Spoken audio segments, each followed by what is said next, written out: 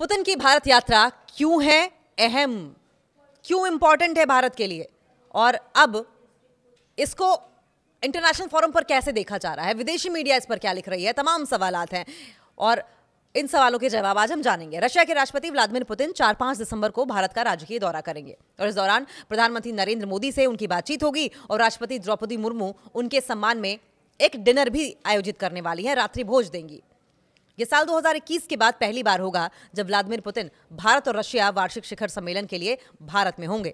भारत और रशिया के बीच एक विशेषाधिकार प्राप्त रणनीतिक साझेदारी है और दोनों ही राष्ट्र कई अहम मौकों पर एक दूसरे के साथ खड़े हुए नजर आए हैं।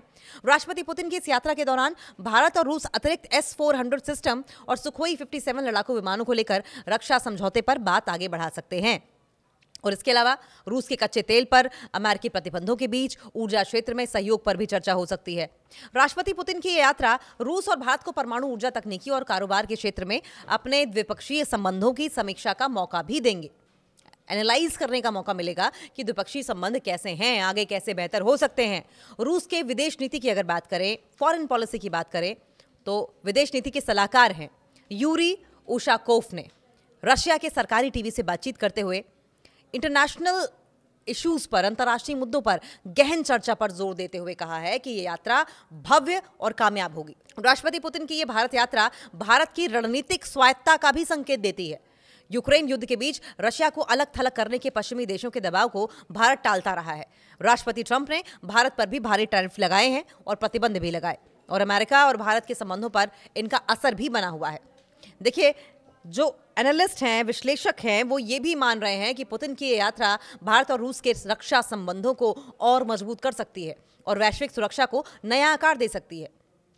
भारत के राष्ट्रीय प्रसारक दूरदर्शन से बातचीत करते हुए पूर्व राजनयिक major general retired Manjeev Singh Puri ने ये कहा कि दुनिया के दो अहम देशों रूस और भारत का उच्चतम स्तर पर एक साथ आना खास तौर पर महत्वपूर्ण है। उन्होंने कहा कि हाल में ऑपरेशन सिंदूर के दौरान रूस से मिले हथियारों, खासकर S-400 ने भारत के लिए अहम भूमिका निभाई। अति उन्नत लड़ाकू विमान Su-57 को लेकर भी हर तरह की बातें हो रही हैं। दोनों देश ऐतिहासिक रूप से ही सहयोगी नहीं हैं, बल्कि परमाणु ऊर्जा जैसे कई क्षेत्रों में भी नई साझेदारी की तरफ आगे बढ़ रहे हैं। और इससे पहले पुतिन जब भारत आए थे तो क्या हुआ था और कब भारत आए थे?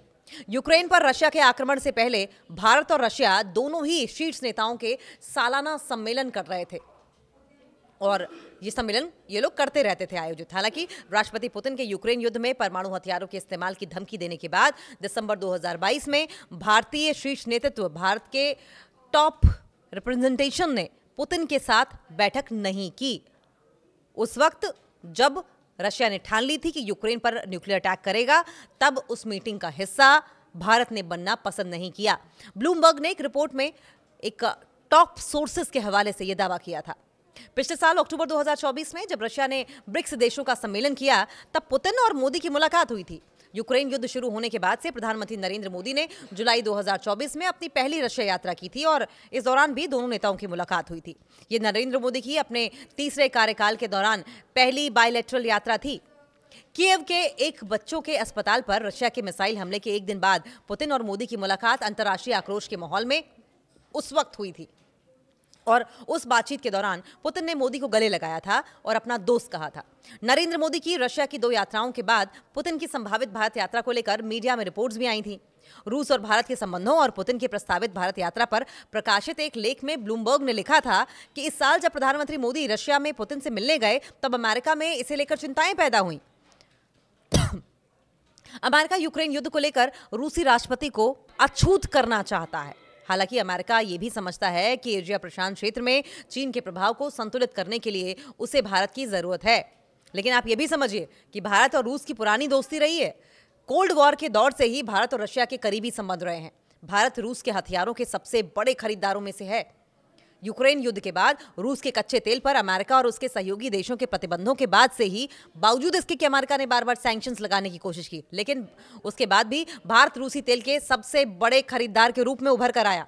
व्लादिमीर पुतिन की प्रस्तावित यात्रा पर जो ये ट्रैवल प्लान प्रपोज्ड है, ये जर्नी प्रपोज्ड है, उसमें ब्लूमबर्ग ने अपने लेख में कहा था कि अगर पुतिन भारत जाते हैं तो ये उनके विदेश यात्राएं करने को लेकर बढ़ते विश्वास को भी दिखाता है। खासकर पिछले साल मार्च में अंतर्राष्ट्रीय अपराध न्यायालय के यूक्रेन में किए गए युद्ध अपराधों के लिए उनके खिलाफ गिरफ्तारी वारंट जारी करने के बाद से। भारत आईसीसी का सदस्य नहीं है और उनके वारंट को लागू करने के लिए बाध्य भी नहीं है। बावजूद इसके साल 2023 में जब भारत में G20 शिखर सम्मेलन हुआ था तब पुतिन उसमें शामिल नहीं हुए थे। हालांकि सितंबर 2024 में जब पुतिन ने मंगोलिया की यात्रा की थी तब उसने आईसीसी के वारंट को लागू नहीं किया था। मंगोलिया आईसीसी का सदस्य देश है और वारंट लागू न करने को लेकर उसे अंतर्राष्ट्रीय आलोचना का सामना भी करना पड़ा था। और अब 4-5 दिसंबर को निर्धारित 23वें भारत रूस सालाना सम्मेलन के लिए पुतिन के भारत दौरे को लेकर अंतर्राष्ट्रीय मीडिया में कहा जा रहा है कि यह यात्रा मुश्किल समय में हो रही है। फॉरेन पॉलिसी की एक पत्रिका है और उसने अपने लेख में कहा है कि पुतिन के आगमन के निकट भारत ने अपनी काफी रणनीतिक पूंजी खर्च की है और इस उद्देश्य से भारतीय विदेश मंत्री एस जयशंकर इस महीने मॉस्को गए थे। यहां उन्होंने शंघाई सहयोग संगठन एससीओ के प्रतिनिधिमंडल की बैठक के साथ साथ पुतिन से भी मुलाकात की थी। इससे पहले अगस्त में जयशंकर और भारतीय राष्ट्रीय सुरक्षा सलाहकार अजीत डोभाल ने भी मॉस्को की यात्राएं की थी। पुतिन का ये भारतीय दौरा ऐसे समय में हो रहा है जब हाल ही में पुतिन और अमेरिकी राष्ट्रपति ट्रंप के बीच वार्ता विफल रही थी। ट्रंप और पुतिन ने अगस्त और अलास्का में बैठक की थी जिसका कोई खास नतीजा नहीं निकला था। अलास्का में हुई इस बैठक के बाद से ट्रंप प्रशासन लगातार सीमित मात्रा में हथियार नेटो सहयोगियों के माध्यम से यूक्रेन भेज रहा है और इस महीने अमेरिका ने यूक्रेन को पहले उपलब्ध कराई गई पैट्रियट मिसाइलों के अपग्रेड भी उपलब्ध करवा दिए हैं। अब सवाल यह भी है कि ट्रंप का क्या कदम होने वाला है, क्योंकि ट्रंप कोई भी मूवमेंट हो, कोई भी फॉरेन पॉलिसी कहीं लागू हो, कहीं कोई पीस प्लान हो, कहीं कोई कार्यक्रम हो रहा हो, ट्रंप का जिक्र ना हो, ट्रंप का दखल ना हो, ऐसा तो संभव ही नहीं है। अब ट्रंप का क्या होने वाला है? फॉरेन पॉलिसी में एक लेख प्रकाशित किया गया था। स्टैनफोर्ड यूनिवर्सिटी के हुअर इंस्टीट्यूट के सीनियर फेलो सुमित गांगुली ने लिखा है कि भारत और रशिया दोनों एक दूसरे के काफी करीब हैं और ज्यादा करीब आ रहे हैं क्योंकि दोनों ही अमेरिका से प्रेशर फील कर रहे हैं, इस वक्त दबाव महसूस कर रहे हैं। हालांकि ट्रंप ने पूर्व में अमेरिकी राष्ट्रपति जो बाइडेन की रशिया के यूक्रेन युद्ध के प्रति अपनी अडिग नीति को नहीं अपनाया और हाल ही में एक शांति योजना की घोषणा भी की है जिसमें यूक्रेन को काफी रियायतें देनी पड़ेंगी। फिर भी रशिया अमेरिका से असंतुष्ट है, डिससैटिस्फाइड है, क्योंकि अमेरिका लगातार यूक्रेन को समर्थन देता रहा है। भारत रशिया से बड़ी मात्रा में कच्चा तेल खरीद रहा है और इस वजह से हाल के महीनों में भारत ट्रंप प्रशासन के निशाने पर है। हालांकि कई विश्लेषक ये भी मानते हैं कि ट्रंप की नाराजगी की असली वजह यह है कि मई में पाकिस्तान के साथ संक्षिप्त लेकिन तीव्र सैन्य संघर्ष को समाप्त करने का श्रेय मोदी ने ट्रंप को नहीं दिया। फॉरेन पॉलिसी के लेख में कहा गया कि भारत पाकिस्तान संकट समाप्त होने के बाद रिपोर्ट्स के मुताबिक मोदी ने ट्रंप के 4 फोन कॉल भी नहीं उठाए और इसके तुरंत बाद ट्रंप ने भारत के ऊपर और भारत के कई प्रोडक्ट्स के ऊपर फटाफट करके टैरिफ लगाने शुरू कर दिए। सैंक्शंस लगाने की कोशिश की लेकिन 50% तक टैरिफ लगा दिया और दोनों देशों के बायलैटरल रिश्ते जो थे, बायलैटरल रिलेशंस जो थे, वो एकदम से धराशायी होने लगे। भारत और अमेरिका के संबंधों में आई इस गिरावट के बीच भारत का रशिया की तरफ खुलकर हाथ बढ़ाना हैरानी की बात है। इस लेख में कहा गया है कि कई रिपोर्ट से ये संकेत मिल रहे हैं कि अगले सप्ताह होने वाला सम्मेलन बहुत इंपॉर्टेंट होगा और इस सम्मेलन के दौरान कई सौदों और समझौतों पर चर्चा होगी और इनमें से सुखोई 57 लड़ाकू विमानों को लेकर भी समझौता किया जा सकता है। पुतिन की इस भारत यात्रा के दौरान कई बड़े फैसले लिए जा सकते हैं। दोनों देशों के बीच चर्चा में चल रहे सभी समझौतों और सौदों पर हस्ताक्षर भले ना हो, लेकिन कुछ मामलों में नतीजे निकलने की उम्मीद जरूर है।